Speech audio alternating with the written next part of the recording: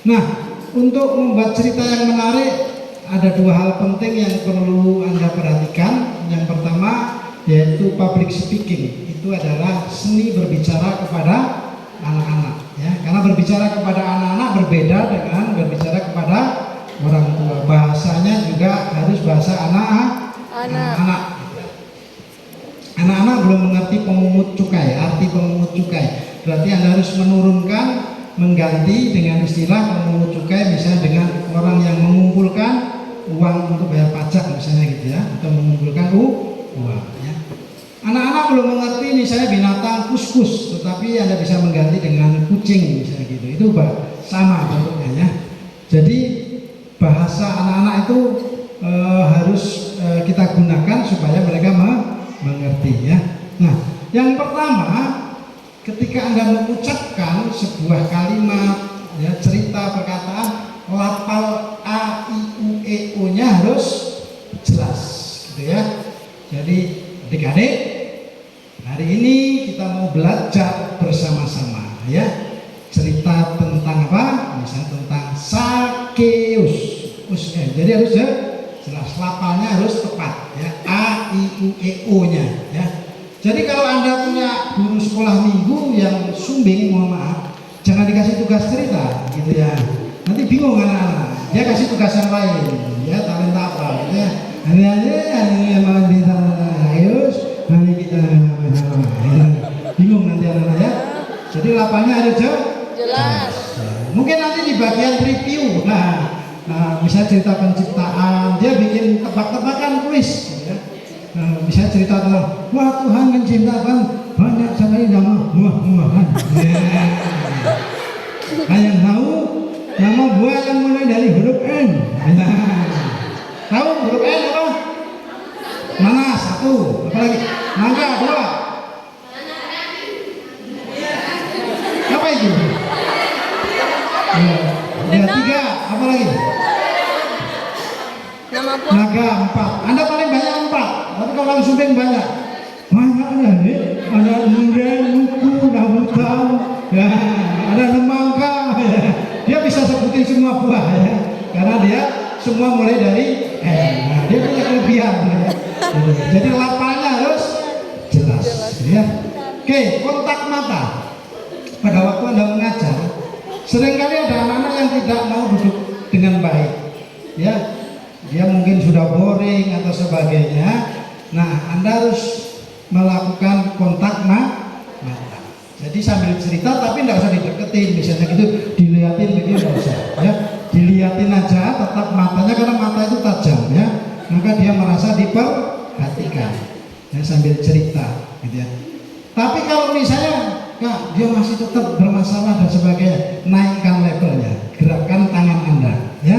Nah, gini. Pasti dia akan mulai karena dia merasa menjadi pusat perhatian. Kalau memang anaknya bandel, masih tetap dia, naikkan lagi levelnya. Mau tetap di sini atau tunggu di luar? Nah, masih bandel juga Pak. Gitu. Naikkan lagi ya. Itu ada pelajaran khusus, nanti kita ada kelas namanya manajemen kelas ya. Nah, saya dulu pernah jadi guru TK, guru PAUD dan sebagainya. Jadi sering saya menghadapi anak-anak seperti itu, gitu ya. Kontak mata, ekspresi, ya. Ekspresi kalau ceritanya sedih, tegang dan sebagainya harus diikuti ekspresinya, ya. Karena anak-anak senang. Coba pernah siapa yang nonton SpongeBob? Halo Patrick, kamu sedang ada di mana?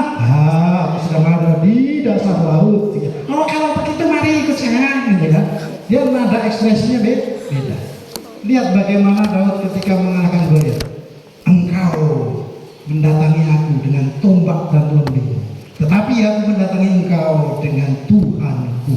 Ya, Tuhanku tidak lemah. Ya, dengan ekspresi dan intonasi ya, seperti tadi. Nah, gestur tubuh, gerakan tangan ya. Ini nanti bukunya khusus ada pembahasan detail, contoh-contoh. Nanti saya bagikan karena ini waktunya saya terbatas ya. Gestur tubuh tangan ini memperkuat cerita ya. Adik-adik tahu Tuhan Yesus yang datang dari surga datang ke dunia ini untuk menebus kamu yang berdosa. Perhatikan gerakan tangan saya. Tuhan Yesus datang dari surga ke dunia untuk kamu yang berdosa. Kalau misalnya biasa, adik-adik tahu Tuhan Yesus gitu. Datang dari dunia untuk orang yang berdosa. Bingung kan anak? Jadi gerakan tangan mempengaruhi, ya. Ada gerakan bahasa tubuh dan sebagainya, ya.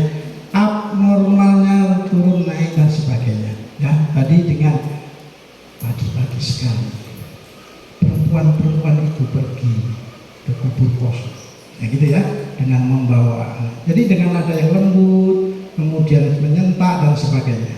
Anak-anak suka sebenarnya. Otak kanan ini berkaitan dengan alat peraga. Jadi dari awal sebetulnya saya sedang mengajar dari tadi itu sebenarnya saya sedang mengeksplorasi Anda otak kanan, ya. Ketika Anda mengajar dengan otak kanan, maka anak-anak itu akan terstimulasi gembira dan dia akan fokus dan senang memperhatikan. Tapi kalau selalu otak kiri terus bosan, ya, cerita terus tapi tidak ada game, permainan, alat peraga, itu membosankan, ya. Kenapa alat peraga? Karena Allah 3000 tahun yang lalu di Bukit Torsina yang mengajar bangsa Israel menggunakan bait Allah sebagai alat peraga, ya.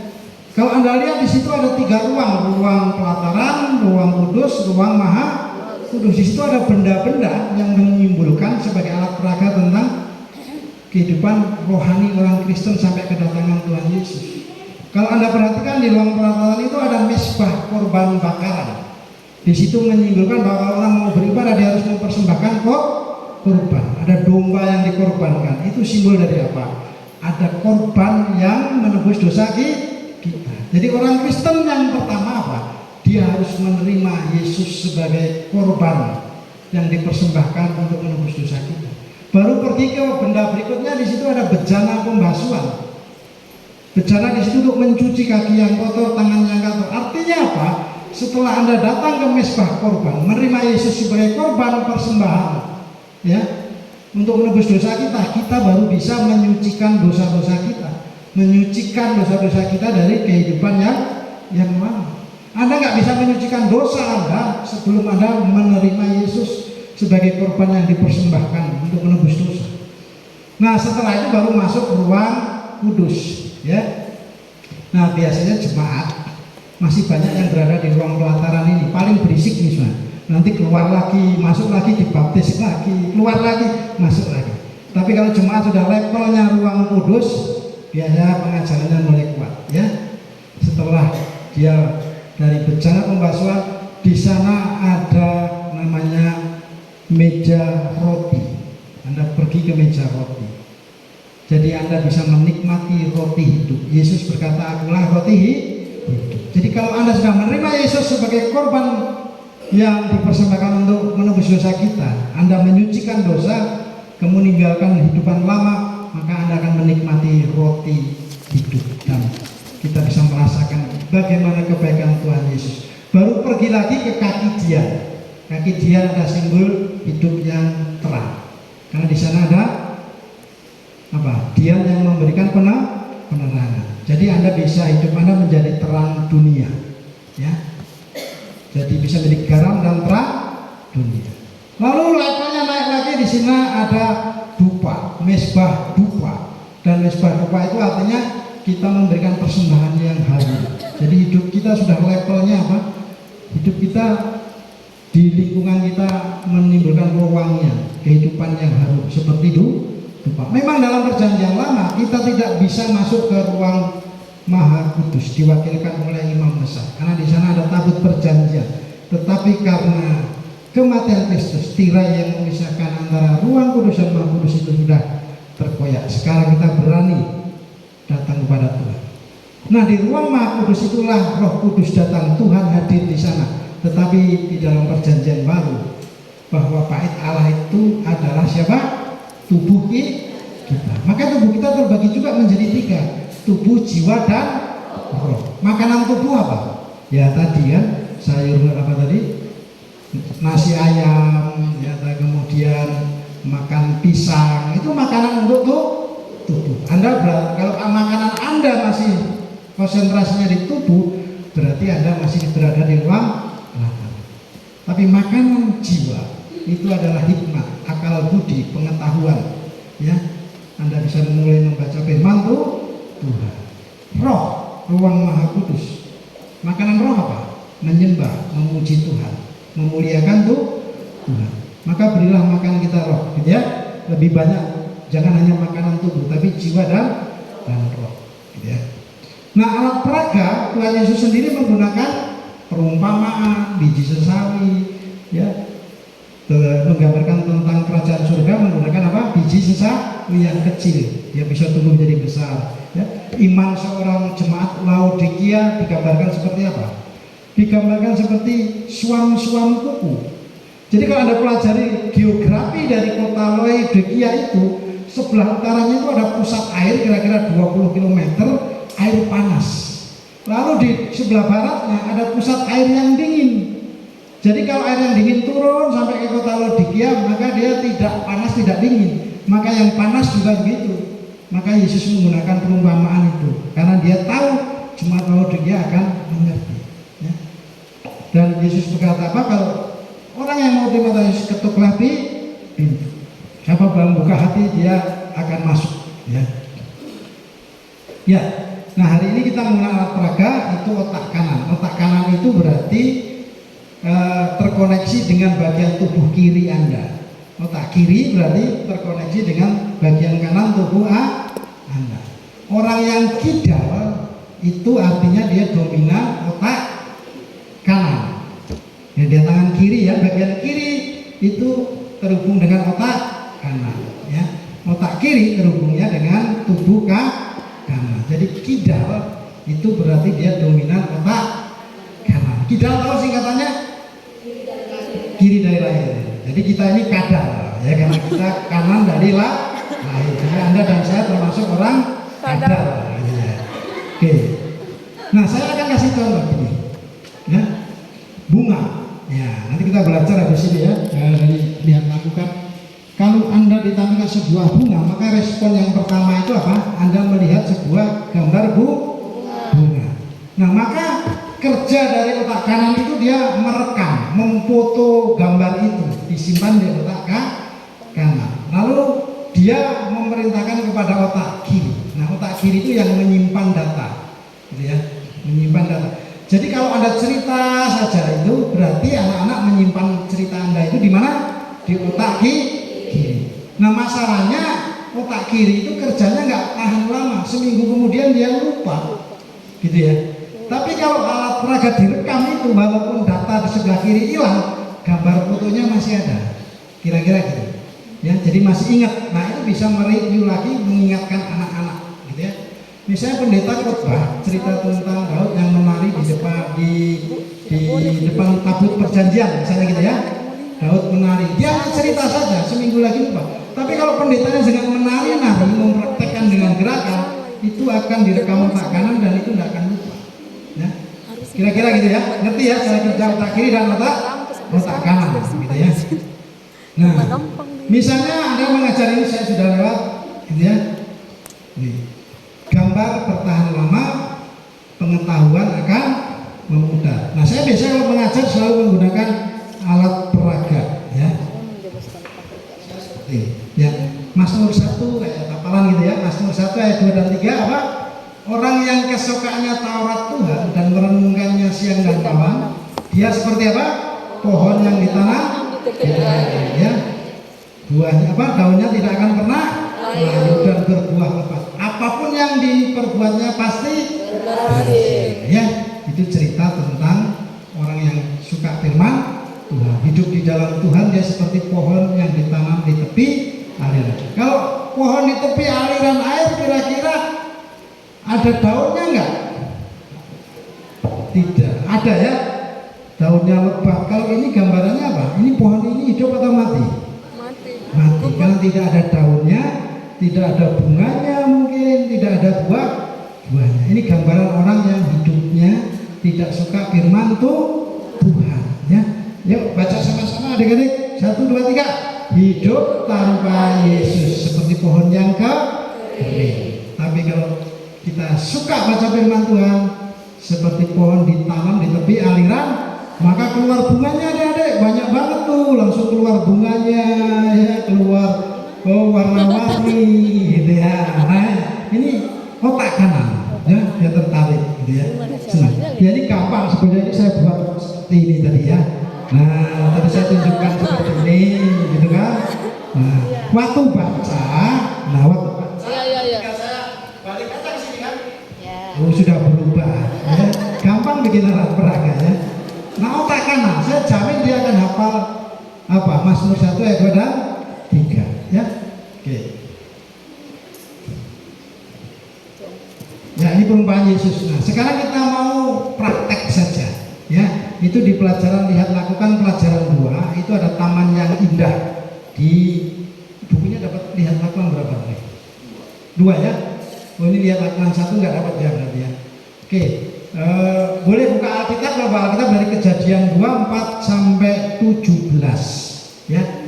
Nah, kalau Anda otak kiri maka Anda akan cerita tentang taman Eden, taman yang indah gitu ya. Nah, tapi saya akan menggunakan supaya lebih menarik otak kanan ya.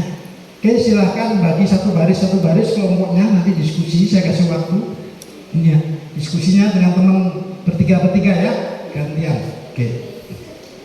Yang pertama pertanyaannya, saat kita otak kanan itu berarti Anda sedang membayangkan gitu ya, Anda membayangkan taman Eden gitu ya.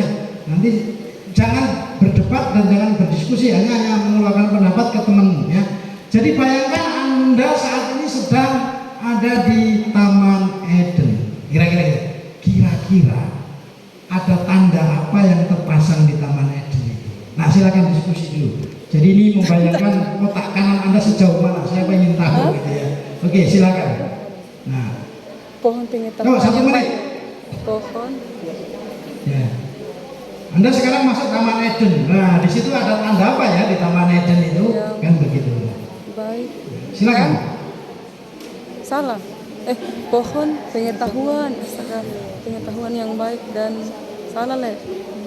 Terus apa lagi? Iya, apakah? Nah, di Taman Eden Tuhan juga kasih tanda supaya apa? Adam dan Hawa taat, gitu ya. Oke. Berikutnya. Ini sudah ya tadi ya.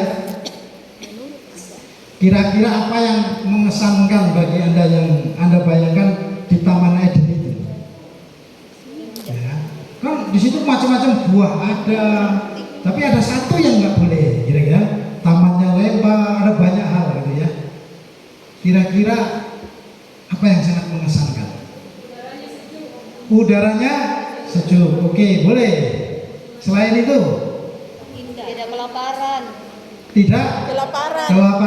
Oke, betul. Ya, nggak apa-apa. Kita kan berimajinasi ya, boleh kan? Apa lagi? Tidak ada binatang buas. Ada. Ya, tapi belum makan manusia. Oh, maksudnya buas itu apa? Makan orang gitu ya? Kalau singa nggak makan orang berarti dia nggak buas. Oke, ya boleh. Nggak apa-apa dia boleh berimajinasi. Dalam gitu dosa. ya. Hidup rukun. Binatang. Oke, gini cara berpikir berimajinasi. Coba seringkali imajinasi kita, pikiran kita itu dipengaruhi oleh pengetahuan otak kiri kita, gitu ya. Coba Anda bebaskan dulu otak kiri Anda membayangkan dari nol, mereset dari nol, ya. Anda bicara binatang buas karena Anda sering lihat singa dan macan, itu karena otak kiri Anda dipenuhi dengan data binatang buas, gitu ya. Nah, ini belajar otak kanan saja untuk supaya Anda lebih kreatif, stimulatif bahwa Anda bisa berpikir bebas, gitu. Tidak ada aturan-aturan terkekang. Oke, saya lewat bagian yang ketiga. Untuk siapa taman ini dibuat? Manusia. Ya, untuk manusia. Untuk makhluk hidup, betul. Manusia, betul. Siapa lagi? Ya. Tidak hanya untuk manusia, tapi untuk Tuhan juga, betul ya? Karena di Kejadian berapa itu di situ dikatakan ada suara Tuhan sedang berjalan-jalan. Artinya taman ini dibuat tidak hanya untuk manusia, tapi juga untuk Tuhan. Terakhir. Perintah apa yang Tuhan berikan kepada Adam? Menurut Anda, makna apa yang terkandung di dalam perintah itu dalam arti tentang manajer dan pemilik? Gitu ya. Anda bayangkan Taman Eden berarti siapa pemiliknya? Tuhan. Tuhan. Ya. manajernya siapa? Ada. Ya, berarti ada hierarki, ada urutan struktur. Tuhan pemilik, bosnya Adam, hambanya. Lalu pertanyaannya, kalau hamba ingin jadi bos, kira-kira gimana? Hancur. Ya? Hancur. Ibu diserai perusahaan, saya pemiliknya, gitu kan? Ini kelola perusahaan. Tapi tiba-tiba ibu menggantikan saya ingin jadi bosnya, gitu. Bangkrut. Bangkrut. Hancur ya? Hancur. Oke. Nah, Anda bisa berimajinasi seperti sama. Ya, Adam dan Hawa itu kan sebetulnya hanya manajer di taman Eden. Pemiliknya siapa? Tuhan. Tapi dia tidak taat. Dia ingin jadi seperti apa tadi? Seperti itu Tuhan ya. Ada banyak imajinasi sebetulnya Anda bisa bandingkan. Ya. Kenapa? Coba perhatikan anak-anak Indonesia, anak-anak Asia itu kalau lomba yang otak kiri, olimpiade matematika, olimpiade fisika itu selalu juara nomor 1. Tapi kalau sudah lomba kreativitas itu yang menang anak-anak Eropa, ya. Karena anak-anak Eropa selalu diajar dengan otak kanan, kita selalu diajar otak kiri. Nggak boleh ini, nggak boleh itu ya. Jadi seringkali kita, jangan, kata jangan itu justru orang ingin melakukan. Coba perhatikan, jangan buang sampah di tempat ini, tapi tempat sampahnya banyak kan. Kalau pintu ini saya tutup semua, kalau ada satu pintu saya tulis jangan lewat sini. Ya, Anda pasti penasaran, pengen lewat bagian. Nah, hati-hati kalau Anda mengajar, jangan menggunakan kata jangan ya. Ya, kita masuk bagian yang berikutnya. Setelah Anda cerita firman Tuhan dari Taman Eden, ya, lalu Anda bisa melakukan review pertanyaan dengan 3 pertanyaan. Pertama, head, kedua, ketiga, head itu artinya kepala. Kepala itu berisi informasi ya. Tadi kita baru saja dengarkan cerita tentang taman. Apa nama tamannya? Nah, itu informasi. Buah apa yang tidak boleh dimakan? Ya, pengetahuan yang baik Anda itu informasi ya. Lalu head itu adalah yang berhubungan dengan pengalaman ya. Kamu punya enggak pengalaman yang mirip-mirip cerita Adam dan Hawa yang tidak taat, sudah dikasih perintah tidak taat. Nah, pengalaman hidupmu, perasaanmu gimana pada waktu tidak taat? Ya, itu artinya setelah dapat informasi kita sentuh hatinya. Pasti punya kan pengalaman tidak taat? Iya, saya suruh jaga makanan ini, Pak. Saya sebetulnya nggak boleh dimakan. Orang yang pergi saya ambilin, saya makan, misalnya gitu ya. Dia tidak taat. Jadi dari informasi dibawa ke pengalaman hidup. Lalu aplikasinya gimana? Kita sudah tahu bahwa ini dosa, tidak taat, saya punya pengalaman itu. Selanjutnya gimana aplikasi kehidupan selanjutnya? Anak-anak harus ngapain? Ya, harus taat, tidak boleh melakukan lagi. Jadi harus ada 3. Setelah dia mengerti, ya, dia mendapatkan, dia harus mengerti, lalu dia melakukan. Kalau agama saya yang lama, baca ayat itu, nggak ngerti artinya nggak apa-apa, karena dijamin masuk surga. Padahal belum tentu. Nah, itu tanda kita harus tahu, mengerti, tidak cukup, harus melakukan. Maka 3H. Ya, oke, kita masuk permainan selanjutnya. Ya, cepat.